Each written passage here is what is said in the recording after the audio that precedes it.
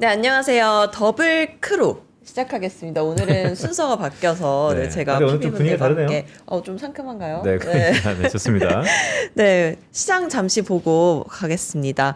어제 FOMC에서 금리 인상 가능성을 시사했는데도 불구하고 코스피 신고가를 경신했습니다. 지금은 0.97% 상승한 8,949선 지나고 있고요. 9,000피가 정말 코앞이네요. 네, 그리고 코스닥 보시면요. 코스닥은 1.9%가량 하락하고 있습니다. 오른쪽 수급 보시면요. 오늘 외국인과 기관은 팔고 있고요. 개인이 1조 3천억 원가량 사는 모습 보여주고 있습니다. 그리고 종목 보시겠습니다. 오늘 삼성전자, SK하이닉스 함께 상승 중이고요. 코스피 종목 중에서 삼성전기가 7.7%가량 상승하면서 눈에 띄는 모습 보여주고 있습니다.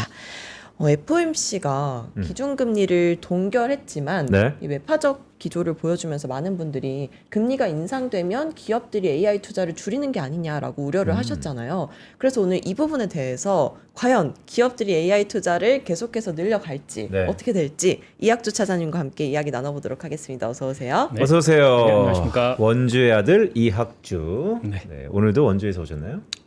집은 저번에도 말씀하셨지만 수원이었죠? 네, 수원이기 때문에 죄송합니다. 네, 이제 기억 좀 해주세요. 죄송합니다. 네. 죄송합니다. 네. 자, 오늘은 그래서 네이버네요.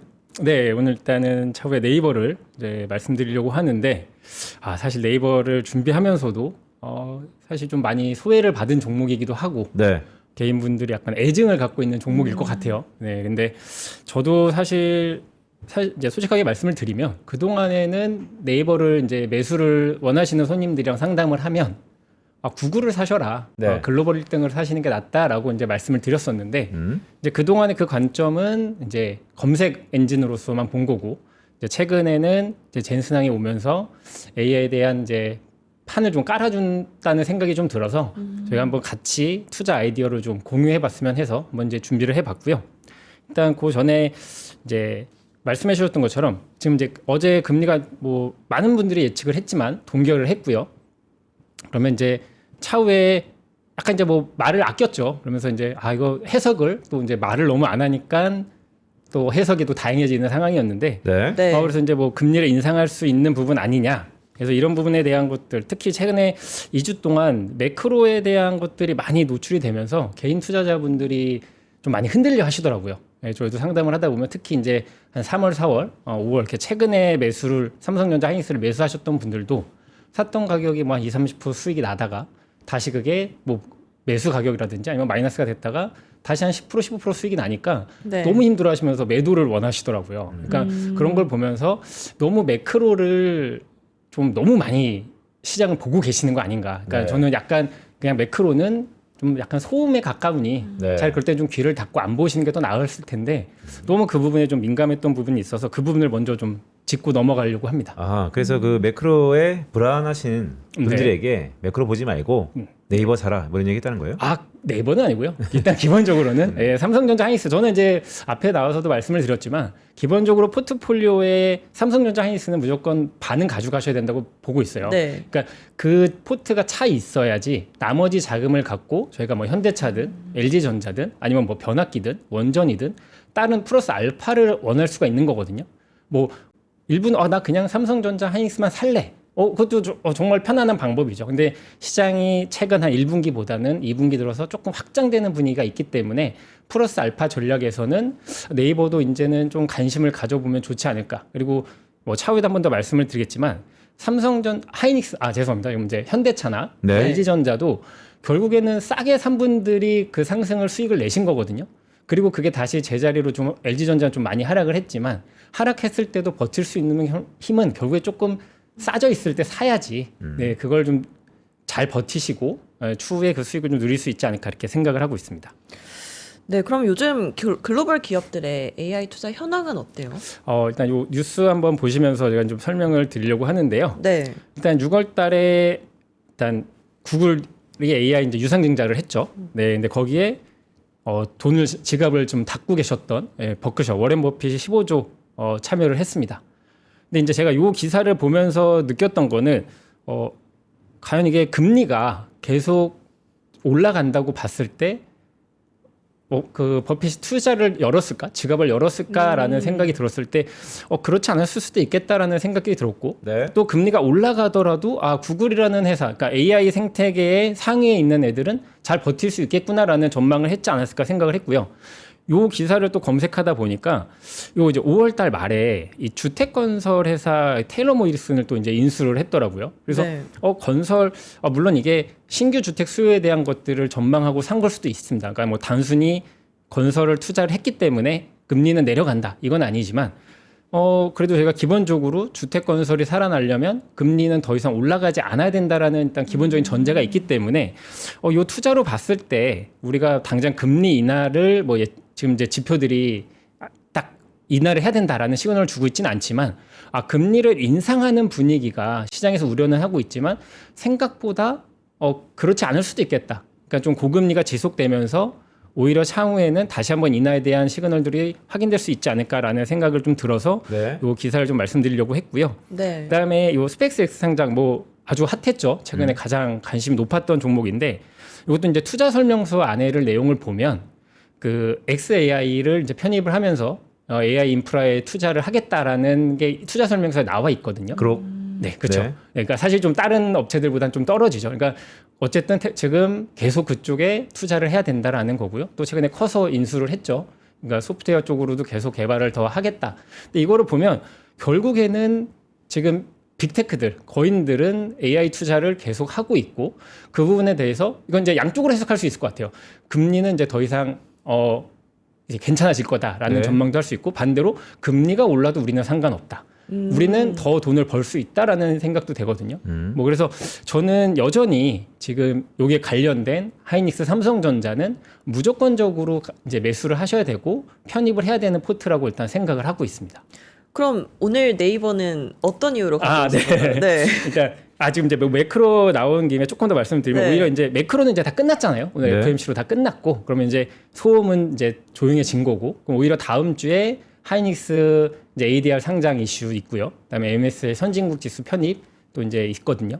그러면 그다음에 이제 제일 중요한 마이크로 실적 발표 있고요. 그러니까 이제는 소음은 이제 잠잠해졌으니 우리가 본격적으로 봐야 될 반도체들에 대한 것들을 계속 가져가면서 보셨으면 좋겠습니다. 그래서 이제 그러면 이제 제가 네이버를 오늘 말씀드리는 이유를 이거 보면서 말씀드리려고 하는데 우리가 이제 네이버 사실 지금 전혀 젠순항 왔을 때 일시적으로 올라간 거 말고는 네. 다시 제자리로 내려왔죠. 그러니까 네. 네이버 주주들이 이런 얘기 하더라고요. 혹시나 했는데 네. 역시나다. 맞습니다. 근데 이게 전 가장 궁금한 게 네이버에 전성기가 있었죠. 그렇죠. 있었습니다. 모든 랩탑에 다 녹색 창으로 전 세계가 적어도 한국은 그렇게 물들던. 근데 네이버의 비즈니스 모델이 지금 뭡니까? 원래 B2C였잖아요. 그렇죠. 지금은 지금 B2C였죠. 이제 아직도 여전히 사실 25년 실적으로만 봐도 여전히 B2C긴 합니다. 그러니까 이제 26년, 이제 27년에는 이걸 B2B로 전환하겠다는 게 이제 네이버의 방향인데 네. 사실 그 과정은 아마 계속 의심을 할 거예요. 투자자분들도 한번 보자 했다가 또 역시나 너네 여전히 광고 매출 많이 하네, 여전히 B2C네라는 의심을 할 수 있습니다. 근데 저는 이제 과거에는 네이버가 약간 생각을 우리가 거기까지 좀 가야 돼? 글로벌 기업들이 있는데 우리가 이거를 할 수 있을까? 약간 이런 마인드가 좀 있지 않았나 이렇게 예상을 하는데 네. 이번에는 사실 판을 깔아준 거거든요. 정부에서도 AI 산업을 이제 계속 키우겠다고 하고 있고 젠슨항이 와서 막 하트까지 붙여가면서 네이버에 대한 것들을 동맹을 이제 얘기를 하고 있는데 이제는 네이버도 좀 판을 깔아준 거에서 좀 이제는 좀 보여줄 때가 이제 됐다. 그러니까 사실 이거는 저는 바람도 좀 있습니다. 네이버가 좀 해줬으면 좋겠어요. 국가적인 차원에서로도 이제 우리나라의 선두 기업으로서 좀 그 역할을 좀 해줬으면 하는 좀 바람이 있습니다. 그럼 네이버가 이 기회를 어떻게 잡는 게 가장 현명한 방법일까요? 일단 지금 엔비디아랑 이제 손을 잡아서 네. 이제 GPU를 제일 많이 받았죠. 현대차, 삼성전자도 많이 받았습니다. 그리고 이제 사실 이게 아직 전략적으로 노출이 되어 있지는 않지만 지금 아시아 사우디라든지 이런 중동 국가, 그러니까 여전히 AI는 미국하고 중국이 제일 많은 부분을 차지하고 있어요. 근데 그 외에 아시아, 중동, 그러니까 엔비디아가 좀 진출하기 어려운 부분을 저는 엔비디아가 좀 해줘야 되는 부분들이 좀 있다고 생각을 하고요. 특히 작년부터 그 전부터긴 합니다만 엔비디아가 그 중동, 아시아 쪽에 좀 많은 노력을 해왔기 때문에 그것들이 올해는 좀 결실로 나타날 수 있는 해가 되지 않을까 이렇게 좀 생각을 하고 있습니다. 그리고 이 소버린 AI 시장에서도 기회가 왔다고 네. 하는데 이 부분은 어떤 부분이에요? 일단 뭐 소버린 뭐 이제 내 자국의 AI는 내가 검색하겠다, 우리의 언어로 하겠다라는 거잖아요. 근데 이게 사실 글로벌의 탑 검색 엔진은 구글이죠. 누가 봐도 구글인데 이게 전 세계적으로 그 검색 엔진이 구글보다 점유율이 높은 국가가 한 4개 국가 정도 됩니다. 네. 그러니까 중국, 러시아, 그다음에 남미 쪽에 하나가 있었던 것 같은데 최근에 그 역전됐다고 하더라고요. 그리고 이제 한국이거든요. 그렇죠. 우리나라는 아무래도 녹색창을 더 그쵸. 많이 사용을 하는 것 같은데. 근데 네. 앞에 말씀드렸던 중국, 러시아는 미국과의 관계가 그렇게 좋지 않아요. 그러니까 제재가 있을 수밖에 없는 거고 제재가 없는 국가 중에 유일한 국가는 저는 한국입니다. 그렇기 때문에 그러니까 엔비디아가 네이버가 손을 잡은 이유는 이제 이 부분이라고 생각을 하는데요.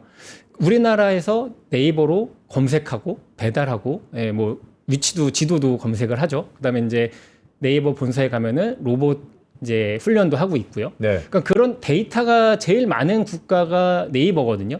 그러면 이제 엔비디아는 그런 것들을 좀 활용하고 싶어 할 것 같고요. 그다음에 뭐 지금 리스크로 부각이 됐던 것도 있지만 이제 야후 라인, 네이버 라인 또 일본에도 들어가 있기 때문에 네. 엔비디아 입장에서는 네이버랑 손을 잡으면 네. 일본에 대한 데이터도 확보가 된다.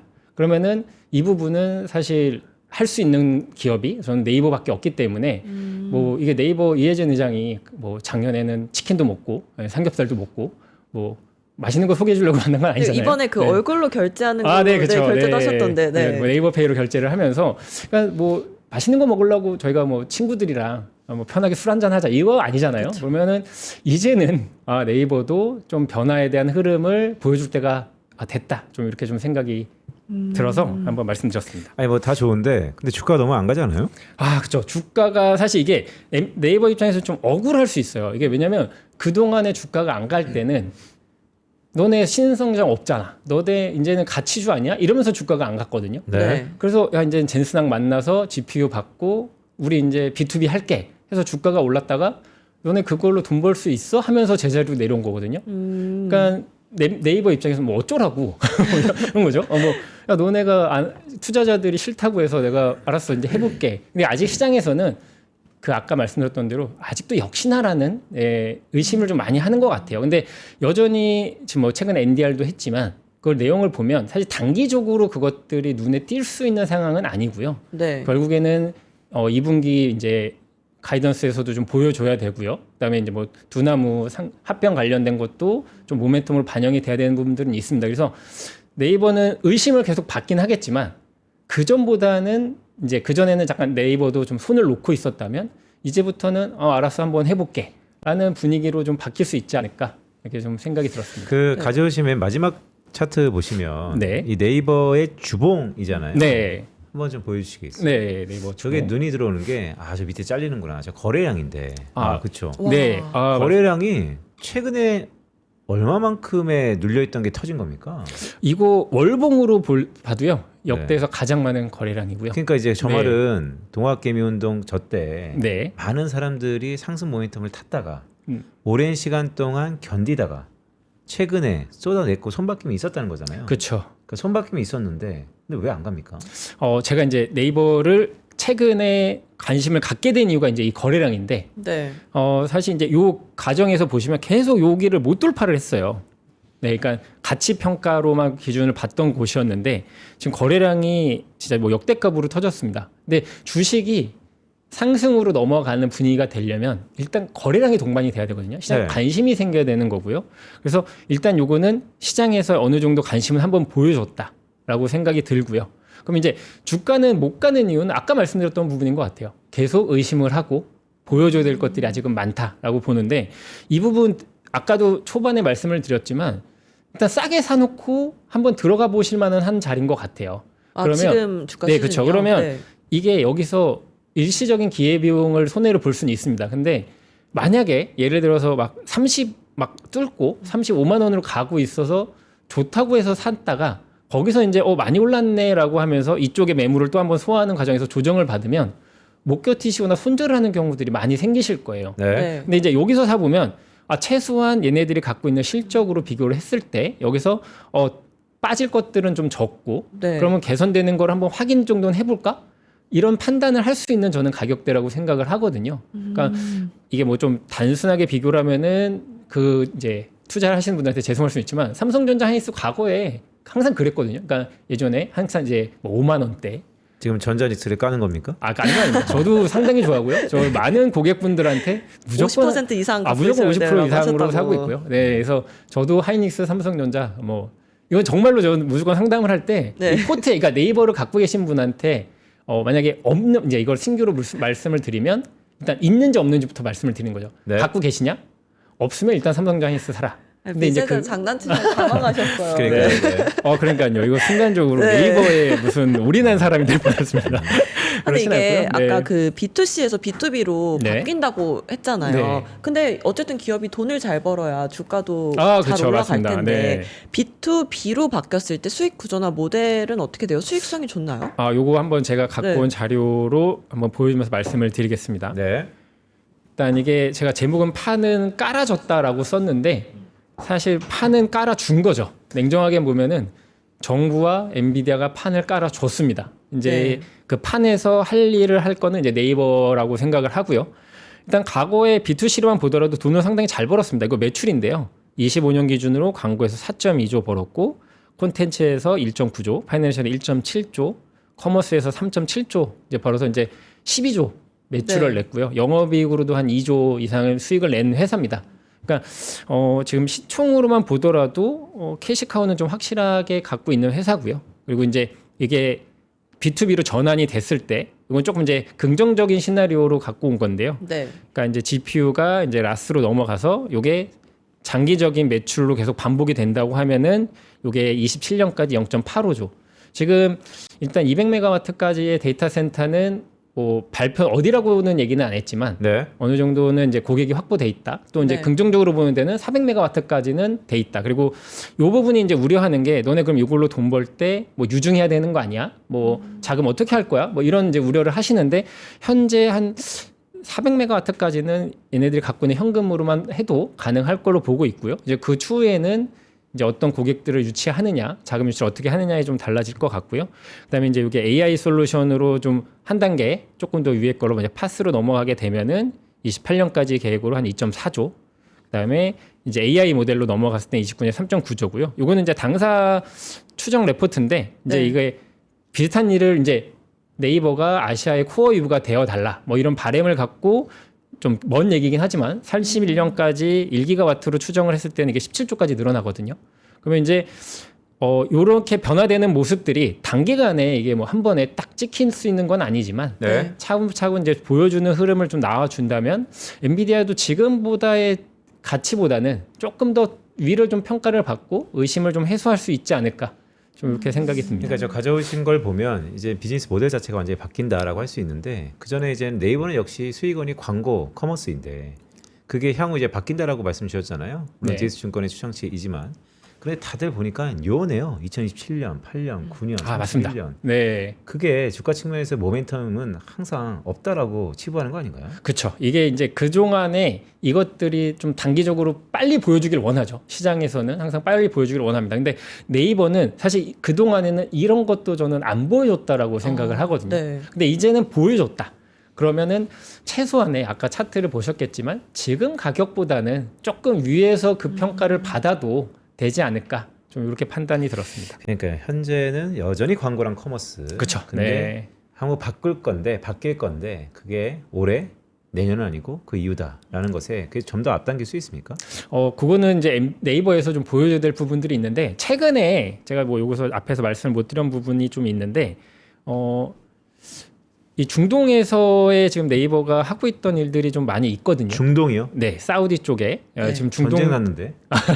그렇죠. 근데 이제 뭐 이게 뭐 중동이라고 해서 무조건 이란은 아니고, 네. 뭐 사우디나 이런 나라들. 그러니까 지금 전쟁이라고 말씀을 드렸지만 결국에는 지금 중동하고 미국 관계 그렇게 좋지 않죠. 그렇다고 그 AI 모델을 공산국가인 중국 거 쓸 거냐? 또 그것도 그것도 아니죠. 네, 그렇죠. 네. 그러면 그거를 중간에서 야 좀 착한 이미지로 중립적인, 그러니까 정치적인 것도 좀 관계에서 우호적이고 또 우리나라 그 분들이 좀 성실하고 AS 잘해주잖아요. 그러니까 변압기나 과거의 방산 같은 것도 봐도 다 중국도 할 줄 아는 거거든요. 근데 네. 우리나라에서 하면 왠지 쟤네들은 열심히 해줄 것 같고 안 빼갈 것 같고 그럼 저는 이런 중동에서에 대한 파일을 네이버가 좀 활용할 수 있고 저는 엔비디아가 손을 잡은 이유도 이런 아시아 중동에 좀 거점으로 활용하려고 하지 않을까. 네. 그래서 이런 부분들은 아까 이제 실적이나 이런 부분들은 좀 장기적인 방향이지만 최근에 그 젠슨왕과의 엔비디아의 동행은 좀 이런 부분들도 좀 부각될 수 있다. 좀 이렇게 생각을 하고 있고요. 네. 또 이제 국민성장펀드에서도 이제 4천억이 들어갑니다. 그러니까 같이 들어가서 전략 사업팀단에 3,400억, 산업은행이 이제 600억 이렇게 해서 네이버 자체 자금하고 세종에 데이터 센터 들어가거든요. 그러니까 이런 부분들은 기존에 있던 부분 아직 시작적이긴 하지만 기존에 단순했던 B2C에서 이제 B2B로의 전환을 좀 보여줄 수 있는 흐름이라고 좀 생각이 됩니다. 네, 알겠습니다. 그럼 오늘 가져오신 네이버 그리고 평소 좋게 보시는 삼성전자, 네. 하이닉스 포함해서 네. 전략 어떻게 세우면 좋을지 일단 짧게 기본적으로는 뭐 저는 항상 똑같고요. 네. 하이닉스 네이버를 절반을 담아라. 못 담아도 30%는 담아야 된다. 이거는 이제 저번에 방송에서도 말씀을 드렸는데 하이닉스 네이버요? 아니요, 하이닉스 삼성전자요. 네. 네. 그리고 이제 그게 50%가 깔려 있어야지 이게 약간 나비 효과인 것 같아요. 그게 갖고 계신 분들은 현대차, LG전자 다른 종목들을 사보실 수 있어요. 그러면은 거기서 추가 알파 수익이 나는데 그게 없는 분들은 다른 데서 고민을 하시면서 계속 포머를 느끼시는 거거든요. 네. 그래서 기본적으로는 반도체를 세팅을 하시고 그 나머지 자금을 갖고 이제 현대차나 LG전자, 그다음에 네이버 이런 AI 생태계에 있는 종목들에 관심을 계속 좀 가지셨으면 좋겠다. 그리고 네이버는 이제는 그동안의 그런 편견에서 조금 벗어날 수 있는 상황을 만들지 않았을까. 이게 좀 뭔가 생각이 보여줘야 들어서. 할 때다. 그렇죠. 네. 이제는 보여줘야 될 때고요. 보여줘야 합니다. 네, 알겠습니다. 알겠습니다. 네, 오늘 이학주 차장님과 함께했습니다. 고맙습니다. 고맙습니다. 네, 빈센트 오늘 장 초반보다 네. 코스피가 상승폭을 조금 줄이긴 했는데 그래도 9,000P가 코앞이에요. 네. 어떤 마음을 가지고 9,000P를 네. 맞이해야 할까요? 자, 고지전이 좀 있죠. 네. 여러분 9,000P는 뭐 시간 싸움이죠. 9,000P 가기 위해서는 전자닉스 외에도 다른 종목들도 다시 시세를 내야 되는데 그럼에도 불구하고 바야흐로 다음 주에는 SK하이닉스의 호재들이 꽤 있습니다. 더구나 7월 달에는 실적 시즌이기 때문에 주가의 실적만큼 장사 없죠. 여전히 9,000포인트 도달 가능성을 기원하면서 오후장을 바라보길 기원드립니다. 네, 저희는 내일 다시 찾아뵙겠습니다. 고맙습니다. 고맙습니다.